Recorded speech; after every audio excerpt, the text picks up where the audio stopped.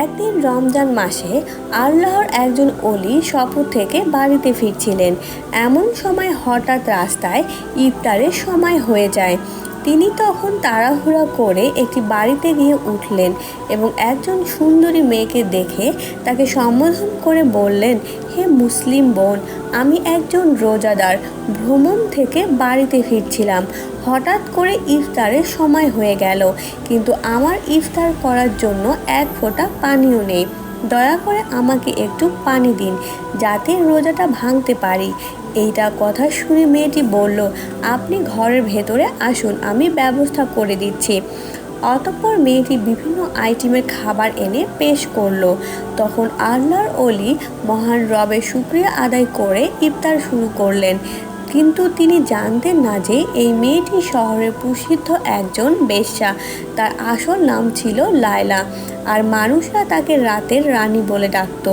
অতঃপর পরের দিন যখন আল্লাহর অলি ঘুমাচ্ছিলেন, তখন তিনি স্বপ্নে দেখলেন সাদা পোশাক পরিহিত একজন ব্যক্তি এসে বলছেন, হে আল্লাহর বান্দা, তুমি একজন খাঁটি মুমিন হয়েও কিভাবে একজন বেশ্যার বাড়িতে গিয়ে ইফতার করলে?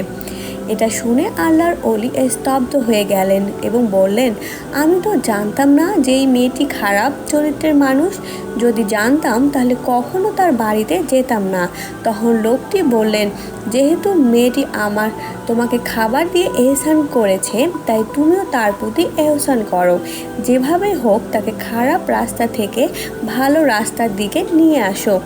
এটা শুনে আল্লাহর অলি বললেন, এটা কি চাইলেই সম্ভব হবে? সে একজন প্রসিদ্ধ দেহ ব্যবসায়ী। শহরের ধনী মানুষেরা তার সাথে রাত কাটানোর জন্য যায়। সে কি তার পাপের রাজ্য ছেড়ে ফিরে আসতে চাইবে? তখন লোকটি খানিকটা রাগ দেখিয়ে বলল, সে পাপের রাজ্যে আছে বলে ভালো হতে চাইবে না, এটা তুমি কিভাবে জানলে? তার সামনে কি তুমি কখনো ভালো হওয়ার সুযোগ তুলে ধরছিলে? এটা শুনে আল্লাহর অলি চুপ হয়ে গেলেন। অতঃপর পরের দিন তিনি আবারও সেই লায়লার কাছে গেলেন। লায়লা তখন আল্লাহর অলির চেহারা দেখে চিনতে ভুল করেনি। সে তাকে দেখে কিছুটা অপ্রস্তুত হয়ে গেল। এই অবস্থা দেখে আল্লাহর অলি বললেন, আমি তোমার কাছে সময় কাটাতে আসিনি, বরং তোমাকে একটি সত্য জানাতে এসেছি।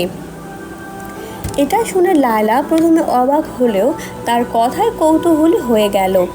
আল্লাহর অলি তখন আবারও বললেন, আমি একজন সাধারণ মানুষ, এখানে আলোর দিশা খুঁজে বেড়াচ্ছি, আর তুমি এমন একজন মানুষ যে অন্ধকারে থেকেও আলোর দিকে ডাক পাচ্ছ। লায়লা তার রহস্যময় কথা শুনে হেসে ফেলল, কিন্তু তার হাসির পেছনে এক অজানা শিহরণ রয়ে গেল। এই ব্যক্তি যেন তার মনের গোপনে লুকিয়ে থাকা প্রশ্নগুলো শুনতে পাচ্ছিল। অতঃপর তিনি এক টুকরা কাগজ লায়লার হাতে দিয়ে চলে গেলেন। সেই কাগজে লেখা ছিল, তুমি সৃষ্টি হয়েছ শুধু মানুষের বিনোদন দেওয়ার জন্য নয়, তোমার জন্মের উদ্দেশ্য আরও গভীর। তুমি কি সত্যকে জানতে চাও? এটা পড়ে লায়লা চিন্তায় পড়ে গেল। গভীর রাতেও লায়লা ঘুমাতে পারল না। তার হৃদয়ের মধ্যে যেন এক ঝড় বয়ে যাচ্ছিল। সে ভাবছিল, এই ব্যক্তি আসলে কেন সে আমার কাছে এসেছে? অতঃপর পরের দিন লায়লা সেই লোকের সন্ধানে বের হয়ে যায়, কিন্তু বহু খোঁজাখুঁজির পরেও তার কোনো সন্ধান পাওয়া গেল না। অবশেষে লায়লা শহরে হাকিমের কাছে উপস্থিত হলো এবং সেই পথিক সম্পর্কে তথ্য জানতে চাইল। হাকিম প্রথমে অবাক হলেও পরে ফিসফিস করে বলল, লায়লা, এই লোক কোনো সাধারণ মানুষ নয়। তুমি কি জানো সেই ব্যক্তিকে? উত্তরে লায়লা বলল, না, আমি শুধু জানি সে আমাকে প্রশ্নের জালে ফেলে গেছে। এখন হাকিম বলল, আসলে লোকটি একজন সাধক, তার নাম জায়েদ। বহু বছর আগে সে ছিল একজন ধনী ব্যবসায়ী, কিন্তু একদিন সব কিছু ছেড়ে দিয়ে সত্যের সন্ধানে সে বেরিয়ে পড়ে। সে কেবল তাদের কাছে যায় যাদের জন্য আল্লাহর কোনো পরিকল্পনা থাকে। এটা শুনে লায়লার হৃদয় কেঁপে উঠল। সে বিশ্বাস করতে পারছিল না যে তার মতো একজন বেশ্যা নারীর জন্য আল্লাহর একজন অলি এসেছিল। অতঃপর লায়লা হাকিমের কাছ থেকে আল্লাহর অলি সন্ধান করতে নিয়ে রওনা হয়ে গেল। এদিকে আল্লাহর অলি একটি মসজিদে বসা ছিলেন। তিনি লায়লাকে আসতে দেখে সীমাহীন খুশি হলেন এবং কোমল কণ্ঠে বললেন, তুমি এসেছো তাহলে? আমার বিশ্বাস ছিল তুমি আসবে। তুমি লায়লা শুকনো গলায় বলল, আপনি আমাকে এই প্রশ্নগুলোর সামনে দাঁড় করিয়ে দিলেন কেন? এটা শুনে আল্লাহর ওলি হেসে বললেন, কারণ তুমি জানো, তুমি শুধু এক রাতের সৌন্দর্য হওয়ার জন্য জন্মাওনি, বরং আল্লাহ তাআলা তোমাকে সৃষ্টি করেছে ঘরের রানী হিসাবে। এই কথাগুলো যেন লায়লার হৃদয় কাঁপিয়ে দিল। তখন আল্লাহর ওলি আবারও বললেন, আচ্ছা লায়লা, তুমি এই ঘৃণ্য কাজে কিভাবে জড়িয়ে গেলে? একবারও কি নিজের আত্মসম্মানের কথা চিন্তা করলেন না? এটা শুনে লায়লার ভেতরটা কান্নায় ফেটে যাচ্ছিল। সে কেঁদে কেঁদে বলল, কোনো মেয়ে স্বেচ্ছায় নিজের সম্মান বিলিয়ে দেয় না, পরিস্থিতি তাকে ব্যাখ্যা করায় এই কাজে নিয়ে আসে। আমি ছোটবেলায় দুর্ভাগ্যবশত আমার মা বাবাকে হারিয়ে ফেলি। তারপর একজন ব্যবসায়ী আমাকে দত্তক নেয়, কিন্তু কিছুদিন পর সে আমার সাথে বিশ্বাসঘাতকতা করে এবং একটি পতিলায় চড়া দামে বিক্রি করে দেয়। তারপর থেকে আমি একজন পতিতা। লায়লার কথা শেষ না হতেই হঠাৎ তাদের কাছে ছুটে এলো দুজন অস্ত্রধারী লোক।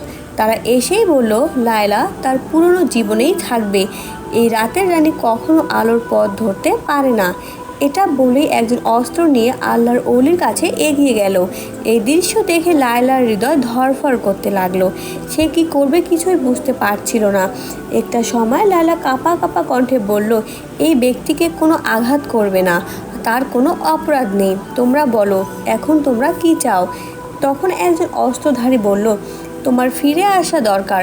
তুমি আমাদেরকে পতিতালয়ের জন্য একজন রত্ন, আমাদের শক্তির উৎস। তুমি যদি চলে যাও তাহলে আমাদের অস্তিত্ব বিপন্ন হবে। এই কথা শুনে লায়লা খুবই কষ্ট পেল। নিজেকে একটা পরাধীন ব্যবসার পণ্য হিসাবে মনে হচ্ছিল। তখন আল্লাহর ওলি নরম কণ্ঠে বললেন, লায়লা, মানুষের সত্যিকারের মূল্য তার অন্তরে লুকিয়ে থাকে। তুমি যদি মুক্তি চাও তবে এখনই সিদ্ধান্ত নিতে হবে। তখন লায়লা গভীরভাবে শ্বাস নিল এবং শান্ত গলায় বলল, আমি আর সেই জীবনে ফিরতে চাই না। এই কথা শুনতেই একজন লায়লার দিকে ঝাঁপিয়ে পড়ল, কিন্তু তার আগেই আল্লাহর ওলি সামনে এসে দাঁড়িয়ে গেলেন। তখন অস্ত্রধারী একটি সজোরে ধাক্কা দিয়ে আল্লাহর ওলিকে মাটিতে ফেলে দিল। এটা দেখে লায়লা চিৎকার করে উঠল এবং সাহস নিয়ে একটা পাথর দিয়ে আঘাত করলো লোকটির মাথায়। অতঃপর চোখের পলকে সে আল্লাহর ওলিকে নিয়ে দৌড় দিল। তার সর্বোচ্চ শক্তি দিয়ে দৌড়াচ্ছিল। তার পেছন থেকে শোনা যাচ্ছিল ধাওয়া করার আওয়াজ। কিন্তু লায়লার মনে এখন শুধু একটাই কথা, আমি মুক্তি চাই, আমি সত্য চাই। এক পর্যায়ে তারা একটি পুরনো বাড়িতে আশ্রয় নিল। আল্লাহর ওলি জায়েদদের কপাল থেকে রক্ত ঝরছিল, কিন্তু তার চোখে ছিল প্রশান্তি। তিনি ক্লান্ত গলায় বললেন, লায়লা, তুমি তোমার প্রথম যুদ্ধে জিতে গেছো। তখন লায়লা হাঁপাতে হাঁপাতে বলল, কিন্তু আমার পথ তো এখনও শুরুই হয়নি, না জানি আর কি কি পরীক্ষা আছে আমার জন্য। এখন জায়েদ মৃদু হেসে বললেন, এটাই তো আসল কথা, প্রতীকের যাত্রা কখনো এত সহজ হয় না। এদিকে শহরে অন্য প্রান্তে অস্ত্রধারীরা আবারও জড়ো হচ্ছিল। তারা জানতো লায়লা পালিয়ে গেছে, কিন্তু তারা এটা জানতো না যে লায়লা তার আগের সেই রাতের রানী নেই। এদিকে পুরনো বাড়িতে লায়লা আর জায়েদ লুকিয়ে ছিলেন। লায়লার হৃদস্পন্দন তখনও দ্রুত চলছিল, কিন্তু তার মনে এক নতুন অনুভূতি কাজ করছিল, এক ধরনের সাহস, এক ধরনের মুক্তির স্বাদ। অতঃপর লায়লা জায়েদকে ফিসফিস করে বলল, আমরা এখন কি করব? তখন জায়েদ ভেবেচিন্তে বললেন, তোমাকে শহর ছাড়তে হবে, কিন্তু এই অন্ধকার জগৎ তোমাকে সহজে যেতে দেবে না। এটা শুনে লায়লা এক মুহূর্ত চুপ করে থাকলো। তারপর বলল, কিন্তু আমি কোথায় যাব? আমার তো এই দুনিয়ায় কেউ নেই। তখন আর জায়েদ বললেন, আল্লাহর দরবারে যার কেউ নেই সে সবচেয়ে শক্তিশালী। আল্লাহর উপর আস্থা হারাবে না। তিনি ওয়াদা দিয়েছেন, কেউ যদি আল্লাহর রাস্তায় যাওয়ার জন্য চেষ্টা করে তাহলে তিনি অসংখ্য রাস্তা খুলে দিয়ে সাহায্য করবেন। অতঃপর তারা রাতের বেলায় শহর ছাড়ার জন্য বের হয়ে গেল, কিন্তু কিছুক্ষণ যাওয়ার পর দেখতে পেল অদূর সীমান্তে অস্ত্রধারীরা টহল দিচ্ছে। এই দৃশ্য দেখে লায়লা এক গভীর শ্বাস নিল। তখন জায়েদ অভয় দিয়ে বললেন, ভয়ের কিছু নেই, শহরে একটি গোপন সুড়ঙ্গ পথ রয়েছে যা অনেক পুরনো। তার ব্যাপারে কেবলমাত্র কিছু অভিজ্ঞ লোকই জানে। আমরা সেই পথ দিয়েই পালাবো, তুমি অযথা ভয় পাবে না। তখন লায়লা মুচকে হেসে বলল, কিসের ভয়? আপনি যেহেতু আছেন তাই ভয় পাওয়ার কিছু নেই। তবে যেভাবেই হোক আমি মুক্তি চাই। অতঃপর তারা সুড়ঙ্গ পথ দিয়ে চলতে লাগলেন। কিছুক্ষণ যাওয়ার পর হঠাৎ পেছন থেকে পায়ের শব্দ শোনা গেল। অস্ত্রধারীদের কেউ হয়তো পিছু নিয়েছে। জাহেদ তখন লায়লার দিকে তাকিয়ে বললেন, এবার তোমার উপর নির্ভর করছে লায়লা, তুমি কি সত্যের পথে এগোবে নাকি আবার অন্ধকারের দিকে ফিরে যাবে? তখন লায়লা এক মুহূর্তের জন্য চোখ বন্ধ করে বলল, আমি আলো চাই, আমি অন্ধকারে যেতে চাই না। লায়লা কিছুক্ষণ চুপ করে আবারও ফিসফিস করে বলল, আমরা কি তাহলে ধরা পড়ব? তখন শান্ত গলায় জায়েদ বললেন, সত্যের পথ কখনোই সহজ হয় না, কিন্তু যারা আল্লাহর উপর ভরসা রাখে তারা কখনোই হেরে যায় না। এভাবে চলতে চলতে পথের ওই পাশ দিয়ে দেখলো সামনে রয়েছে একটি লোহার দরজা, যা কেবলমাত্র বাহির থেকে খোলা যায়। এটা দেখে লায়লা নিরাশ হয়ে বলল, এখন কি হবে? পেছন থেকে অস্ত্রধারীদের ধাওয়ার শব্দ আসছে। তখন আল্লাহর ওলি জায়েদ দোয়া করে ধীরে ধীরে দরজার একটি অংশে বিসমিল্লাহ বলে ধাক্কা দিলেন।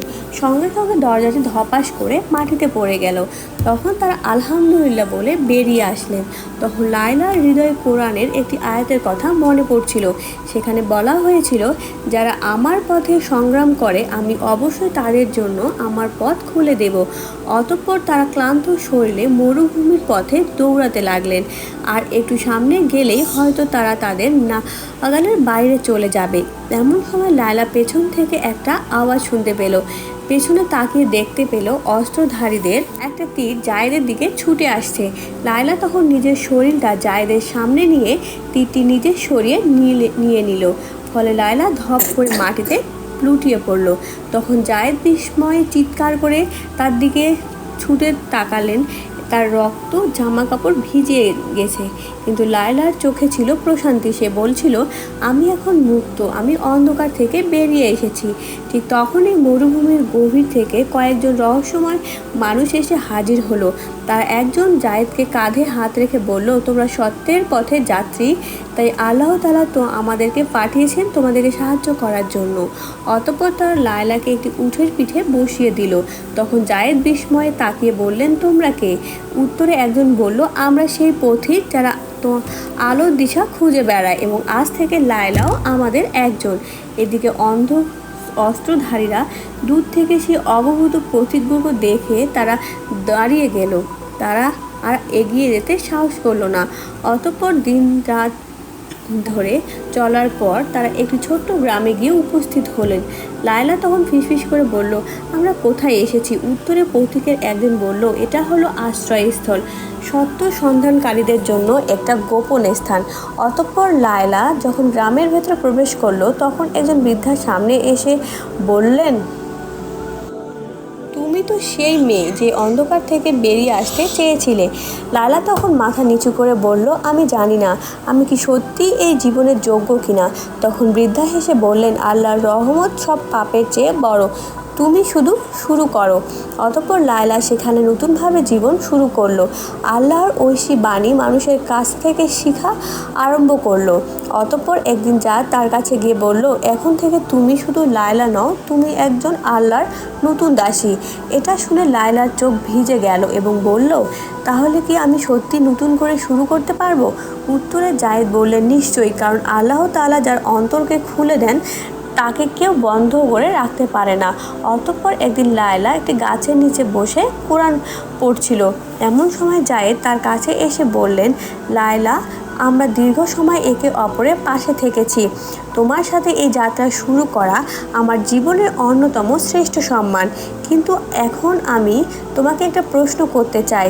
লায়লা তখন হেসে বলল, ঠিক আছে, বলুন কি বলতে চান। তখন জায়েদ বলল, তুমি কি আমার সাথে আল্লাহর পথে বাকি সময়টিও কাটাতে চাও? তুমি কি আমার স্ত্রী হতে চাও? এটা শুনে লায়লা আবেগপ্রুত হয়ে বলল, সে উত্তর দিতে পারছিল না, কিন্তু জায়েদ তার মনের অভিব্যক্তি ঠিকই বুঝে নিলেন। অতঃপর গ্রামের সবচেয়ে মুরব্বীদের উপস্থিতিতে তাদের বিয়ের আয়োজন করা হলো।